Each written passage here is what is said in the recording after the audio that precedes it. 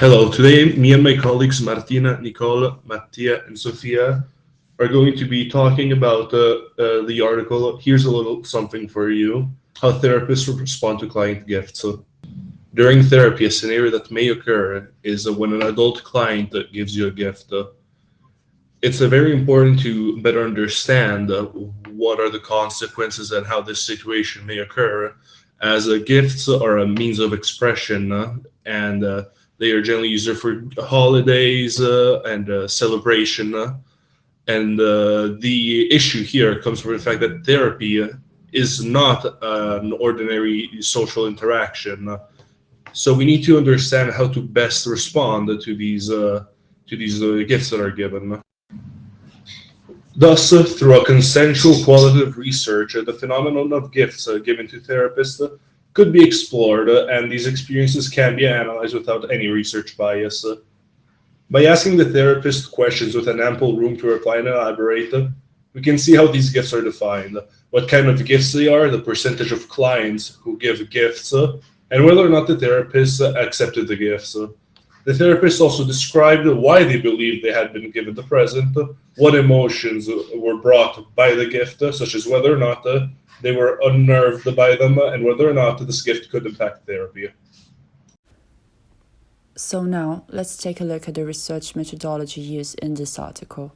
First, we have the participants.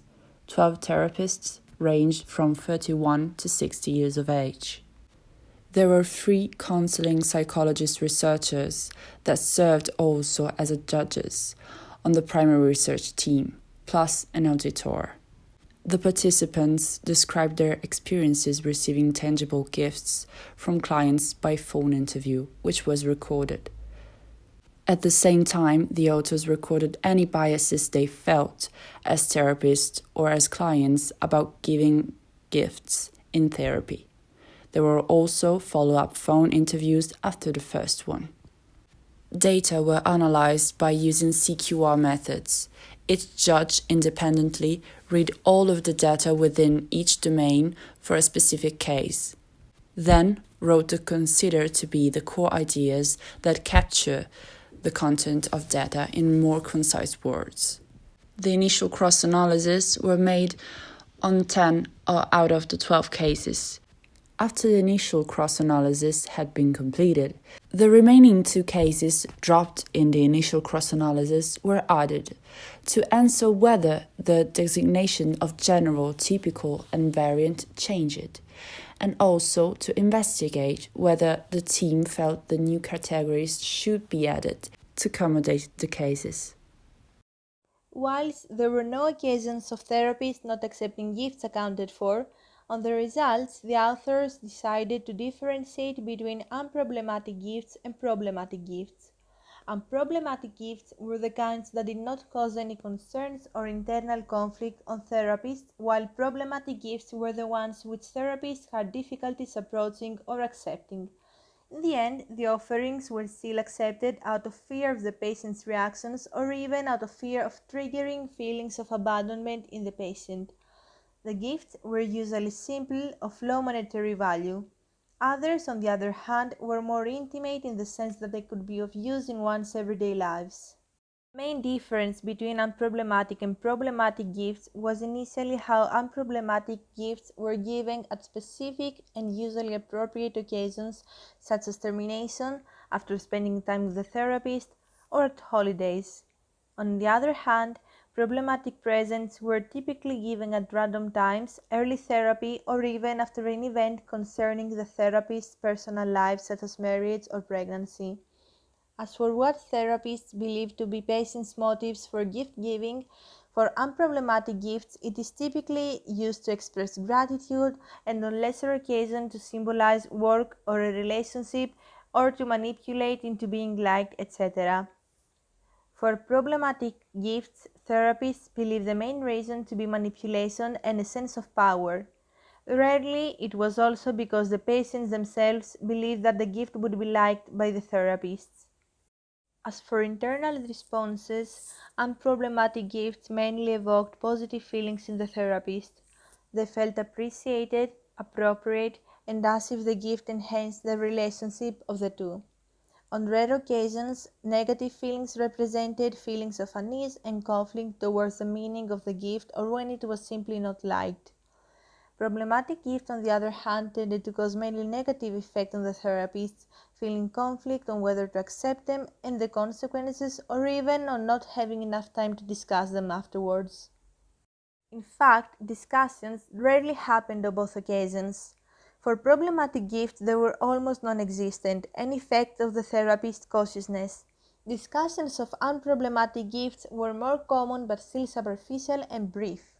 The content was usually an expression of gratitude and personal feelings, an overview of the client's motives and processes, issues connected to the clients themselves, and in cases of problematic gifts, discussions often took place with third parties.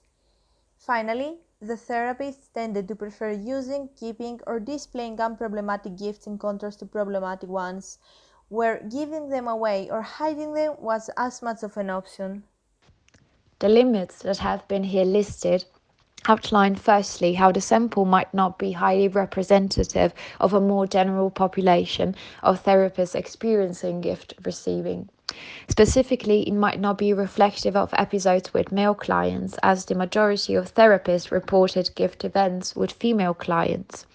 And what is more, it might not be representative of therapists that stem from a different ethnical background than the one reported by the participants, as they were all white females and males. Sample demographical characteristics and ethical background might indeed preclude different experiences and interpretations in gift receiving. What is more, potential voluntary omissions might have occurred in therapists, as they might have avoided to mention events or behaviors that they perceived as negative. Awareness of theoretical injunctions and rules taught during school or supervision might have stopped them from confessing these negative events. Lastly, as for limits in the recruiting of interviewers, 3 out of 4 had a psychodynamic humanistic orientation and all were white women. When not well managed, these characteristics might have also created potential biases in interpretations. The premises and guidelines of consensual qualitative research outline also strengths, and these strengths emerge from this study.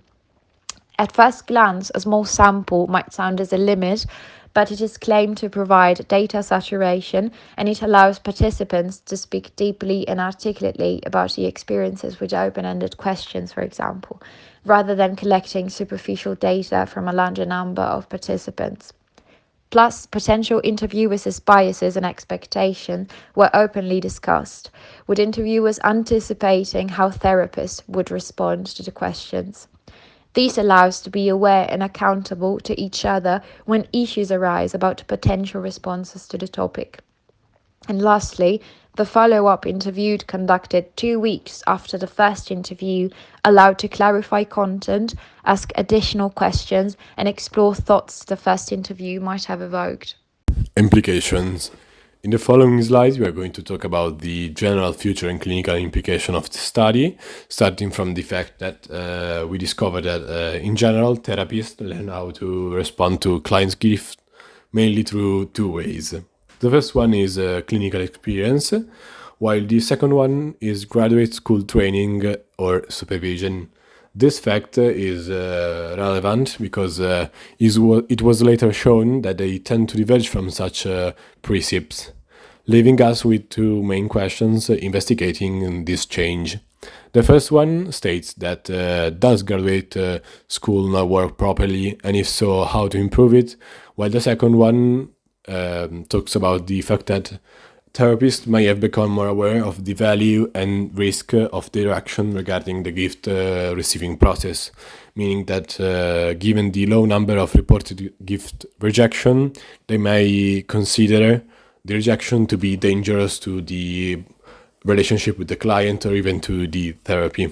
Moving on to the next slide, we have the fact that therapists also reported that they perceived the effect of the gift to be largely positive, whether referring to an unproblematic or even problematic gift interaction. And this fact is of relevance to us because we do not know what may have contributed to this beneficial impact, and therefore we need to further investigate this topic. To do so, it is needed to comprehend the client POV or point of view as well as the therapist one. Therefore, they need to be questioned about their experience regarding the gift giving process, the reason and meaning behind their gifts, as well as questions regarding the therapist response and how such response may have affected the therapy.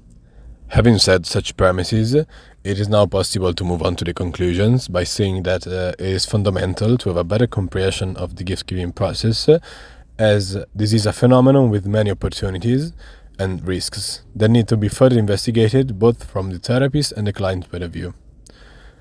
It might be possible for us to discover that this phenomenon might help in the creation of a bond with the client, as well as having or gaining a better understanding around the meaning behind the gift might be relevant for the therapy itself. Additionally, we might discover some risks that are also important for the therapist. As previously mentioned, we might find out that the rejection might result in damaging the relationship between the client and the therapist itself, meaning that it might be not a good idea to engage in such behavior. So this is our presentation, and thank you very much for your attention.